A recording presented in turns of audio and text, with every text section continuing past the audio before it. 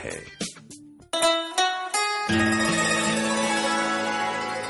नमस्कार, मैं हूं राम कपूर और मैं एक बार फिर से आप सबका स्वागत करता हूं राखी के स्वयंवर में। 4 हफ्ते पहले स्वयंवर के इस सफर को हमने आपके घरों तक पहुंचाया था, मगर आज ये सफर हर दिल में घर कर चुका है। फतेहगढ़ उदयपुर छोड़ने से पहले 4 दूल्हों के लिए ये सफर जारी था। इन चारों दूल्हों ने राखी के दिल में जगह तो बना ली, लेकिन राखी देखना चाहती थी वो घर जहां शादी के बाद राखी को अपनी जगह बना ली है। और इसलिए राखी इन चारों दूल्हों के शहर गई, उनका घर देखा, उनके परिवार वालों से मिली। वक्त की कमी के कारण राखी इलेश के परिवार से मिलने के लिए टोरंटो तो नहीं जा सकी, मगर वीडियो कॉन्फ्रेंसिंग के जरिए उसने इलेश के घर वालों से भी बात की। और अब सब पहुंच चुके हैं मुंबई, जहां स्वयंवर देखेगा अपना आखिरी पड़ाव और जहां राखी डालेगी किसी एक दूल्हे के गले में वरमाला। मगर उससे पहले होगी एक आखिरी विदाई। आज एक और दूल्हा यहां से विदा होगा। कौन होगा वो, ये जानने से पहले मिलते हैं उस चेहरे से जिसे देखकर हमारे दूल्हे अपना दिन शुरू करते हैं और जिसने शुरू की स्वयंवर की वो परंपरा जो कहीं ना कहीं गुमसी हो गई। राखी, नमस्ते। कैसे हो? First class. आप कैसे हैं? First class.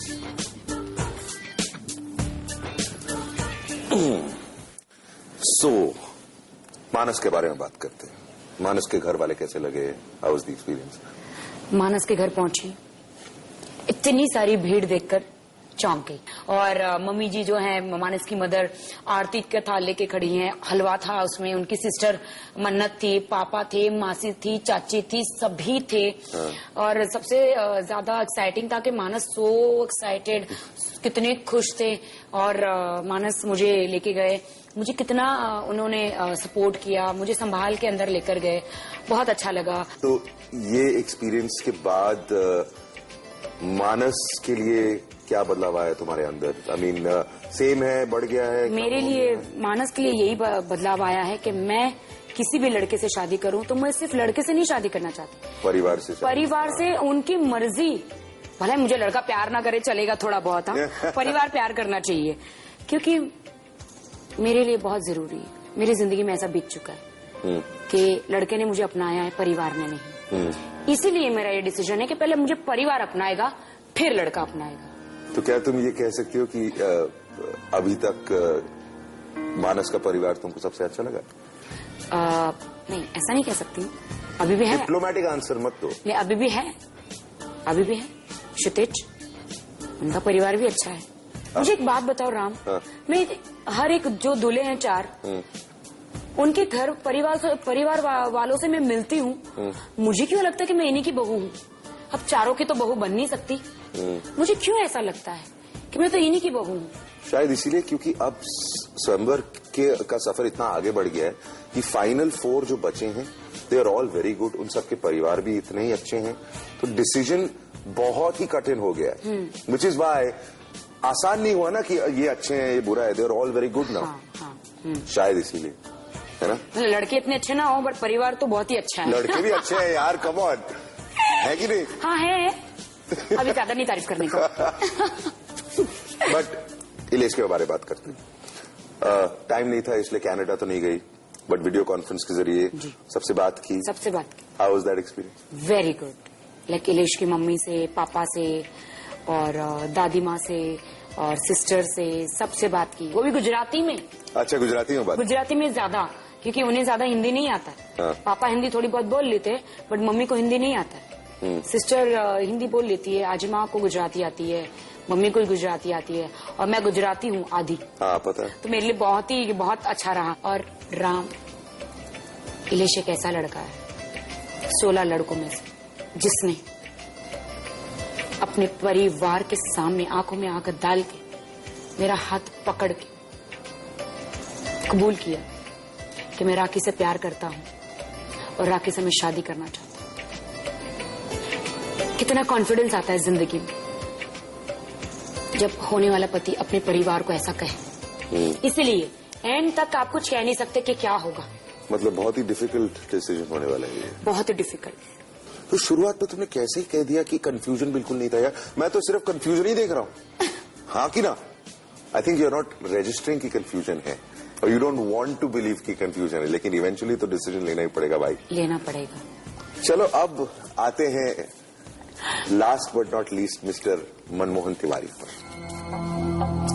मैंने सुना वहां पर थोड़ा डिफरेंट एक्सपीरियंस था, बिकॉज बहुत ज्यादा भीड़ थी और एकदम हलचल मच गई थी वहां पर। यस, ज्यादा वक्त नहीं मिला परिवार वालों बिल्कुल के साथ। सही सुना आपने। मैं उनके परिवार को एकदम नजदीक से जानना चाहती थी, उनसे मिलना चाहती थी।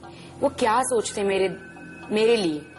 अगर मैं घर में जाती हूँ तो क्या खुश है या नहीं है, या एक दिन पहले मनमोहन गए थे तो उनको क्या पट्टी पड़ाई है कि भैया अच्छा बोलना। तरस रही थी कि उनकी माता से फिर से मिलूं, उनके पिता से, उनकी बहन से, उनके भाइयों से, सबसे मैं मिलूं। सबसे ज्यादा मैं मिलना चाहती अंजलि से।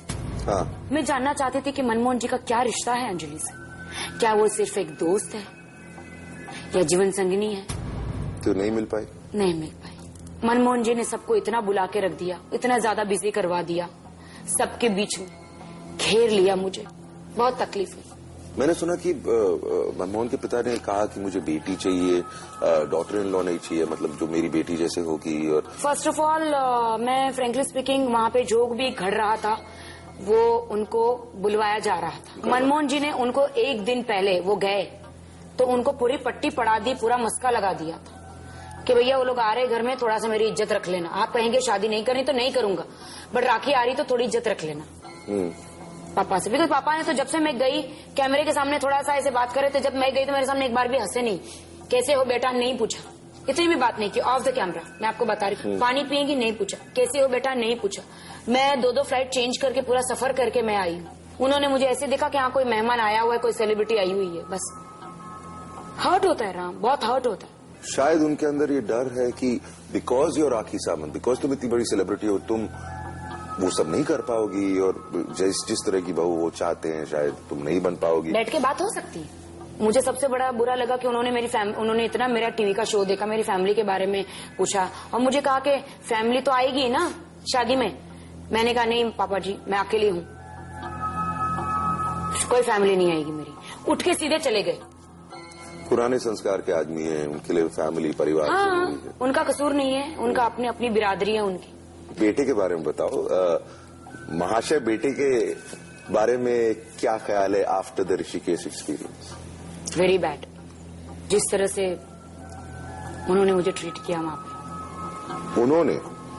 मनमोहन ने क्या? मनमोहन अपने आप को फ्रेम रख के सबसे जी हाँ जी हाँ हम ठीक है। अरे तुम तो ठीक हो, हमारा क्या? हमें तो संभालो। अरे हम तुम्हारे शहर में आए, हमें तो बचाओ। चलो, चारों परिवारों से मिली, उन चारों के लिए सबसे बेस्ट बहू तो तुम ही हो। अब मैं तुमसे जानना चाहता हूं कि उन चारों में तुम्हारे लिए बेस्ट सास, फेवरेट सास कौन थी? अब डिप्लोमेटिक आंसर नहीं चाहिए मुझे। 3 है। नहीं, ये नहीं हो सकता यार। क्षितिज की मम्मी थी। बेटर देन मानस की मम्मी? नो। नहीं, मानस की मम्मी बहुत ही फ्रेंडली और बहुत ही अच्छी है, नो डाउट। चलो, तुम्हारा हाल तो जान लिया, अब जरा दूल्हों से पूछते हैं कि उनका हाल कैसा है। ओके। हाँ, वो कितने खुश है कि तुम उनके घर गए। Let's see. कब?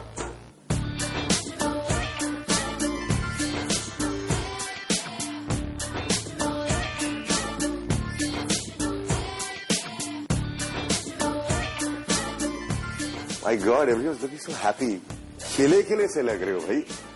Very nice. ये क्यों हो रहा है? बिकॉज माँ के हाथ का खाना मिला और बिकॉज राखी तुम लोग के घर आई। अच्छा, गिव मी ऑनेस्टली, जब घर वालों को पता चला कि राखी घर आ रही है, क्या रिएक्शन मिले? राम जी, सबसे बढ़िया बात ये रही कि पूरा टाइम जो फतेहगढ़ में हम रहे, मैंने वहाँ राखी को हमेशा कम खाते हुए देखा। But when she came to my house Delhi में, तो पहली बार एक घर का खाना मतलब पेट भर के खाया। तो you know I enjoyed that moment कि पूरी फैमिली के साथ बैठ के with my friends and family, she enjoyed the food. So that's true. Manas, तुम्हारे घर में राखी ने बहुत कंफर्टेबल फील किया। क्या तुम्हें लगता है कि because of this comfort level तुम्हारे बीच में जो एज गैप है वो शायद कम हो गया?